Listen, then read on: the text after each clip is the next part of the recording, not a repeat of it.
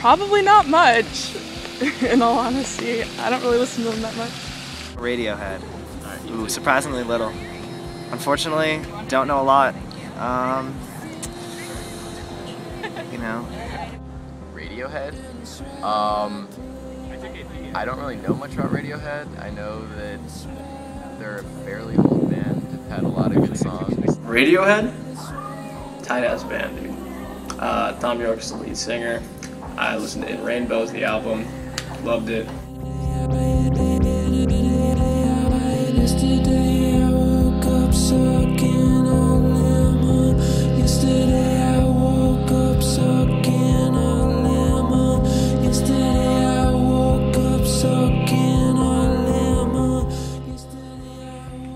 Radiohead has been regarded by many fans, critics, lovers, and haters as one of the most influential bands of the last 2 decades.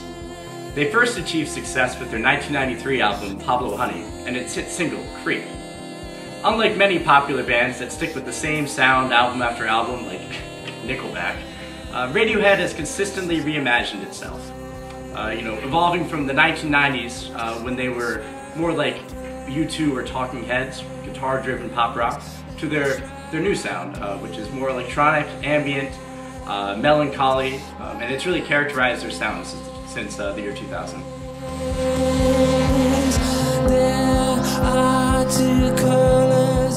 I can't tell you much about him either.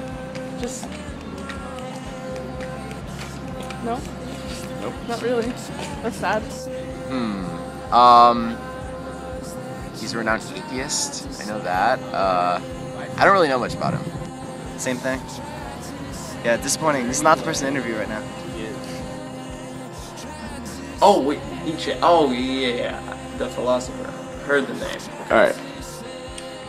Friedrich Wilhelm Nietzsche was a 19th century German philosopher who wrote on many subjects ranging from religion's place in society to his ideal modern man, the Übermensch. He also talked of the so-called last man, who, unlike the Übermensch, says no to life's challenges, in favor of a comfortable, empty life.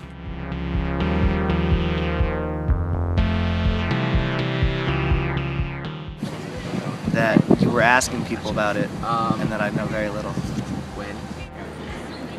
I couldn't tell you anything about posthumanism. Well, I know that humanism was the movement kind of leading away from religion, so posthumanism is sometime after that. No. Posthumanism is a contemporary philosophical movement that questions the relevance that humanist and Enlightenment ideals have to modern society. While the essence of this philosophy is pluralistic, all posthumanists recognize the importance of technology to modern man and the implications of man's increased use of technology and intelligent machines. Note to self: ask the class a question right now.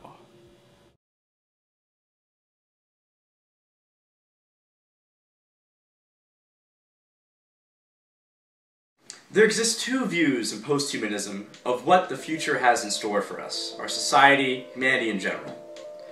The optimistic view is that with technology's help, man will consistently and constantly be able to improve himself and his own society. That means that our relationship with nature will improve, the environment will improve, our lifespans will improve through medicine and new forms of prosthesis. And it's a very positive view. It's often called extropy, which I will explain later. On the other side of the coin, there exists the view that machines, especially intelligent machines, computers, that sort of thing, will overtake humanity, and humans will no longer be the dominant species on this planet, not too dissimilar from the film The Matrix.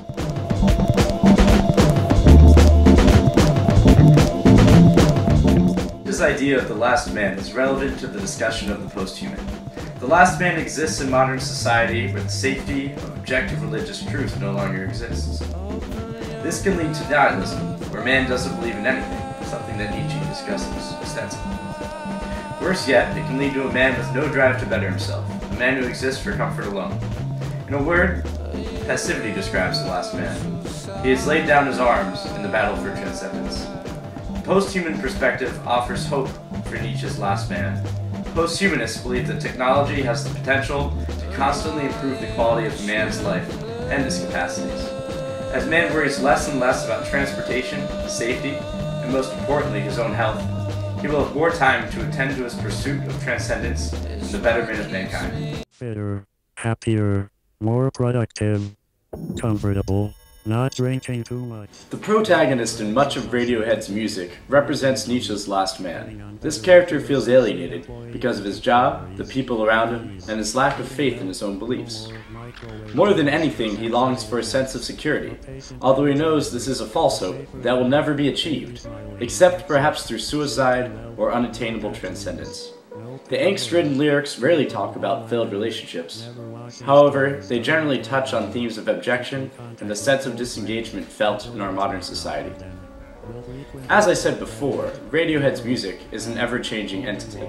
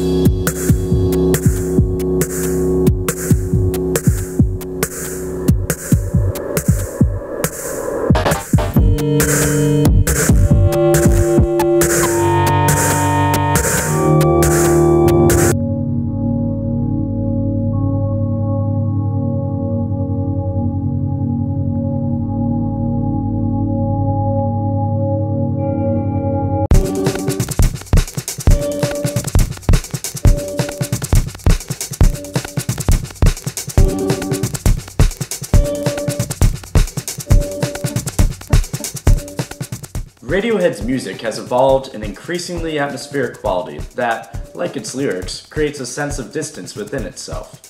The band's music has stayed culturally relevant for the last 25 years because it has evolved with the West's ever-increasing recognition of how large a role technology plays in our lives. No Surprises was a single on Radiohead's 1997 release, OK Computer. The song's refrain, "No alarms and no surprises," epitomizes the last man's longing for a comfortable life. Its music video paints a vivid portrait of Nietzsche's last man, and I should be putting it up on the computer as I speak. Inception!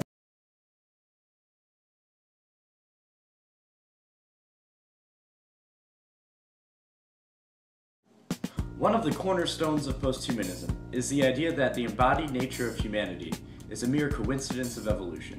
The thoughts and ideas within us, or make us who we are. It is common for posthumanists to use the idea of an android to represent the passing nature of our bodies. They believe our consciousness, our personality, everything we are can be taken out of the body and placed into another entity.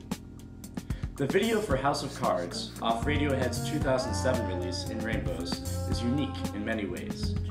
It was filmed using LEADER technology, which visually displays how far objects are from the LEADER sensor. You get the sense while watching the video that while York's face is the main subject of the video, it is a mere virtual shell of his face, lacking the organic emotion present in the video for No Surprises. What it lacks in raw emotion, it makes up for in its portrayal of our increasingly virtual lives.